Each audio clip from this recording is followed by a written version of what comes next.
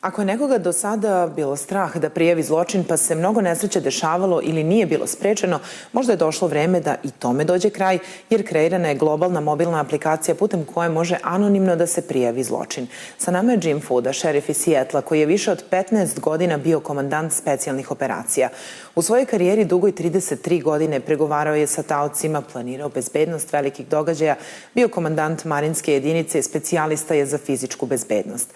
Danas dolazi kao predstavnik zaustavljača zločina globalnog rešenja, a pored svetskog tržišta, Džim radi sa policijskim partnerima iz Bosne i Hercegovine, Srbije, Hrvatske i Slovenije na uvođenju aplikacije TCI Tips koja omogućava građanima da anonimno prijave zločin bez straha od odmazde. Hello, welcome to our television Vesti, and thank you for speaking for this television. Thank you for having me. Tell us, please, what kind of organization is this? Can you explain a little bit for our Sure. viewers? Crime Stoppers is a nonprofit organization. It started in the 80s in the States, where people are an organization that the police come to talk about how we combine the public, the police, and the media, and ask for the public's help. This is community involvement to help solve crimes. So oftentimes the media will come to me from my local organization and say, I'm getting no tips on this case. Can you bring it out to the media and see if we can get some tips? So what we've done is had the we report that, get the tips, and then we filter that down right to the detective that has it. There's about 350 programs in the United States alone now, and all run independently of each other, but the umbrella have the same concept and scope. My program in the greater Seattle area has a base of about 4.2 million people, and we started using a tip app in November of 2017, and our tips quadrupled overnight, and our arrests more than doubled. Why I joke we're in the gaming generation. I joke that I can't get my 17-year-old granddaughter to talk to me on the telephone, but she texts me back in 30 seconds. So we're in that generation that people trust the app, trust that it could be held and be anonymous, and that and help solve crime in their communities. Yeah, absolutely. And so you explained a little bit what kind of application is this. What's the procedure of using it? It's free for download. We have to mention that. So when we download it, what do we do next? Well, if you see something, the term is if you see something, say something. If you, or if the media, they see something on the TV and say, I might know that person. And they can download the free app to their smartphone, submit that tip. That comes to the Crime Stoppers program, and then that goes to the police department, either an agency if it's a smaller one, or if a detective is asking for that information, right down to that detective for the information, and it helps solve crime. Mm-hmm. But is it, do you have any person who is filtering it? Can it be used, for example, if I'm angry at my neighbor and I want to do some harm to him, and I say, this person did something. Sure. And that's why with a police background, I did 33 years with an agency in my area, and the tips that are either vengeful or they're just people are little off, and valid tips from bad tips, and if there's any question, we give it to the detective and they can decide. Yes. Tell us, please, where has this application been applied so far? Well, it's all over the U.S. and into Canada. Crime Stoppers is in 34 countries. So Canada and the U.S., Australia, and England are using it as well. So some form of the application. And it's working really well, especially before we just had the phone line, the tip line.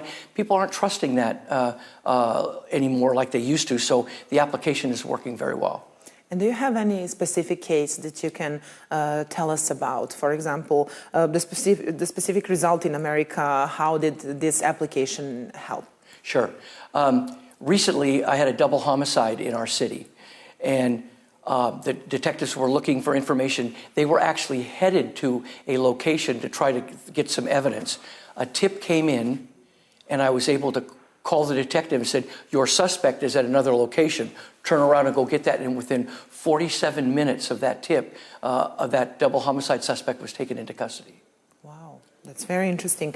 You mentioned young people who are texting, and basically all of the young people are holding their telephones, mobile and smartphones in their hands.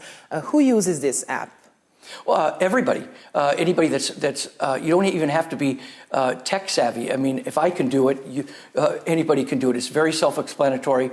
When you download it, there's no information on you when you download it, so you remain totally anonymous when you're utilizing that app. Yes, and it gives a sort of freedom to people so they can use it better, let's say. Sure, we know in our ever-changing world what's happening, and that we all have to help, like I mentioned before, keep our community safe.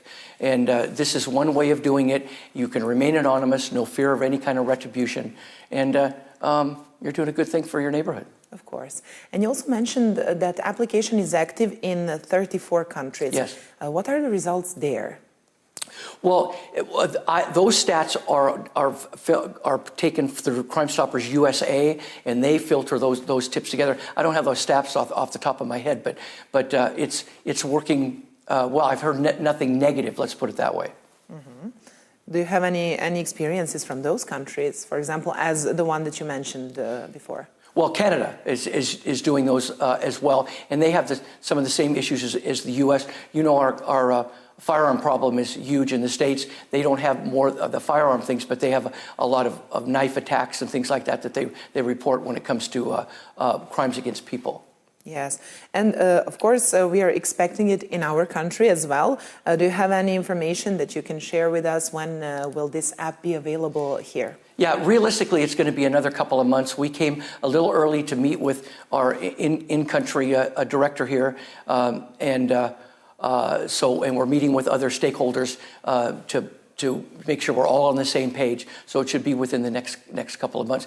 And remember, you guys have just had some a year ago the school shootings. Yes. And this is another aspect of that can help. Now, let's say you and I are students, and I come to you and say, I'm going to shoot up this school tomorrow. If we're friends, acquaintances, you might be afraid to report this because I would know that you did that. But if you can do that anonymously, and this can be intervened prior to, you could save a school shooting. Of course, yeah. And the day after, we had another shooting, and also many people were killed, young people. Maybe you heard for that as well. They were searching for the suspect for hours during the night, and they caught him the next day. Maybe this app could help there too. Sure. Somebody knows, like I always say when I go on the media, they show a picture of somebody, I say, somebody knows who he is. Let's get this person captured before anybody else gets hurt. Yes, and of course the most important question for our viewers now, will the app be available in Serbian language? Yes, it'll be all in the native language. Yeah, that's good to know. And you mentioned reporting the crime. What is it most often used for? Usually criminal reporting, fugitives that the police are looking for that we put out to the media. Let's say there's been robberies. We've been having a lot of what we term shock and awe robberies, where a group of people go in with guns to convenience stores and maybe even fire a round in the air. And then we've got some video. We show that, and we put that out to the media. And we had one in my area where 4 underage children from ages 14 to 18 were arrested for doing more than 80 of those over a 4-month period. Wow. That is really a lot. And especially when we think about what happened here as well, that kid was underage as well. He was 14 only at that moment. Not even 14. He was 13 at that moment. So we mentioned before we started our conversation that here in Serbia, people usually call the police, report by phone. What is the difference between this application and reporting to the police? Well, usually we always recommend that if it's in progress, you call the police because you need a policeman there now. But if you have some information after the fact that that you feel needs to get to the police, no matter how small it might be, and you might think it might not be important enough. Let the police decide that. We'll get that to that information, because it may be that piece. Let's say the police have 80% of that case solved, and this is the piece that comes in that puts it all together. Yeah, so both should be done in agreement. Yes, of course. Let's mention what can be also used for here. What kind of violence or crime? Domestic violence, peer violence, maybe missing children, anti-trafficking. Yeah, we decided here to get. Obviously, the police department, the citizens used to it. We decided to do a focused entry into this, and we're using domestic violence, which is I've heard